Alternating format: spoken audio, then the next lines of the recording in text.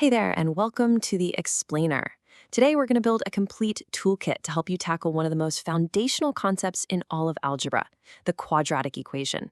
We're going to break down 4 key methods, and by the end of this, you'll be able to solve these like a pro. So think about this for a second. This might sound like just a simple shopping problem, right? But it's actually a question that can be answered using quadratic equations. And these things, they aren't just for your math class. Seriously, they pop up everywhere, from engineering and architecture all the way to finance and even biology. So, what exactly is a quadratic equation?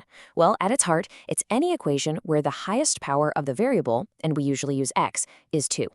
The very first, most important step, always, is to get it into this standard form right here, ax squared plus bx plus c equals 0. All the tools we're going to talk about today start from this point. So here's our game plan. We're going to stock our mathematical toolkit with 4 different methods for solving these equations. We'll see how each one works, and, maybe more importantly, we'll learn when to use each one to get to the answer as fast as possible. Okay, let's jump right in. Okay, our first tool is factoring. You can think of this one as like the elegant precision screwdriver in our kit. It's incredibly fast, it's clean, but it only works when the equation is set up in just the right way. Now, the whole thing hinges on this really simple but powerful idea called the zero product property. Basically, it just says that if you multiply 2 things together and the answer is 0, well, then one of those 2 things has to be 0. It's kind of obvious when you think about it, but this is the entire foundation of solving by factoring. So here's how we play the game, at least for the most common type of factoring, where that a value is just a 1. The whole thing is like a little puzzle. You're trying to find 2 magic numbers. These numbers have to multiply to give you the C term, and they have to add up to give you the B term.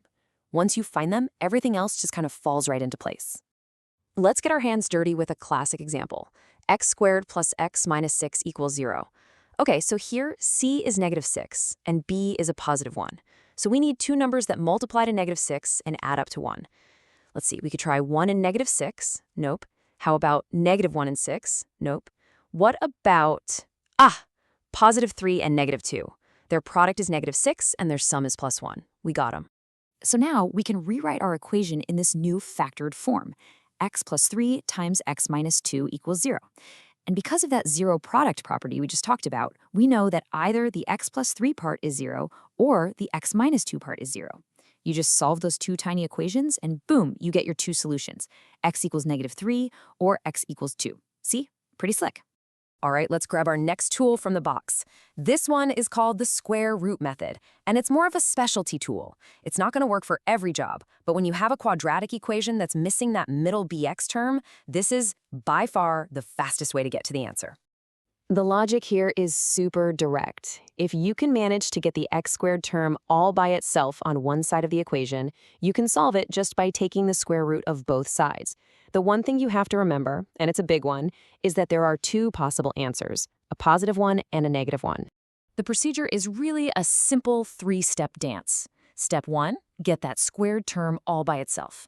Step 2, take the square root of both sides. And step 3, the part everyone forgets, remember to slap that plus or minus sign on there. Every positive number has 2 square roots, and we need both of them for our answer. Let's watch it work with 4x squared plus 1 equals 7. Okay, our goal is to get x squared alone. First thing we do is subtract 1 from both sides. That gives us 4x squared equals 6. Now we just divide by 4. And there it is. X squared is isolated, and it equals 6 over 4. Now for the final move, we just take the square root of both sides, so x is going to be plus or minus the square root of 6/4. We can simplify that a little bit, and we get our 2 solutions, the positive square root of 6 over 2 and the negative square root of 6 over 2. So what happens when an equation is a pain to factor and it does have that bx term?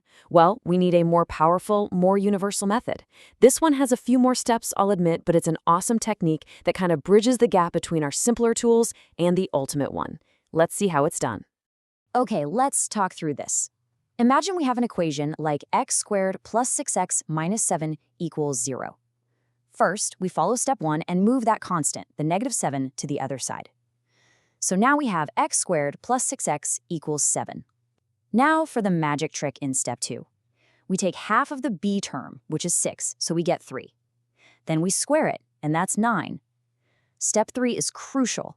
add that 9 to both sides to keep everything balanced. That gives us x squared plus 6x plus 9 equals 16. And here's why that's so cool. The left side is now a perfect square. It factors perfectly into x plus 3 squared.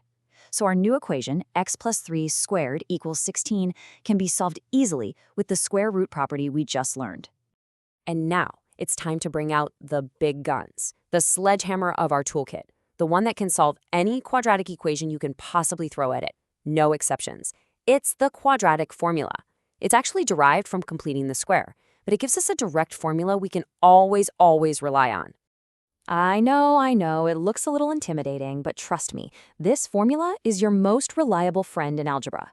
All you have to do is figure out your a, b, and c values from the standard form, plug them into the right spots here, and then just be really careful with your calculations. But before you start crunching all those numbers, let's zoom in on the most interesting part of this formula, that little piece underneath the square root sign. This expression, b squared minus 4ac, has a special name. It's called the discriminant.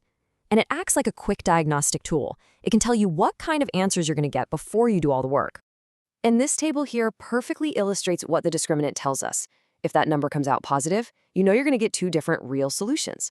If it comes out to be exactly 0, you'll only get one solution. And if it's a negative number, well, that's when you know you're dealing with two complex solutions that involve the imaginary number I. It's a fantastic shortcut. All right, our toolkit is officially complete. We've got all 4 of our major tools. So let's put them to work and see how they apply to one of the most famous formulas in all of math. You know it, you love it, the Pythagorean theorem. A squared plus b squared equals c squared. Well, guess what? It's a quadratic relationship. If you've got a right triangle and you know 2 of the sides, let's say one leg is 4 and the hypotenuse is 12, we can plug those numbers right in. And that sets up a quadratic equation we can use to find the missing side, a. Now take a look at the equation we ended up with. A squared equals 128. Which tool from our kit is absolutely perfect for this? You see it, right? There's no middle term, no b value. This is a job for our specialty tool, the square root method. We just take the square root of 128, simplify it down, and we get our final answer. The missing side is 8 times the square root of 2. And there you have it, a full, versatile toolkit. The real skill moving forward isn't just knowing how to use each of these tools. It's being able to look at a problem and know which tool is the right one for that specific job. Choosing correctly is going to save you a ton of time and make solving these problems so much more efficient. From the perfect arc of a basketball shot to calculating interest rates in finance, quadratic equations are literally everywhere. They model the graceful curve of a suspension bridge and the path of a rocket. Now that you know how to solve them, you're going to start seeing them hiding in places you never, ever expected.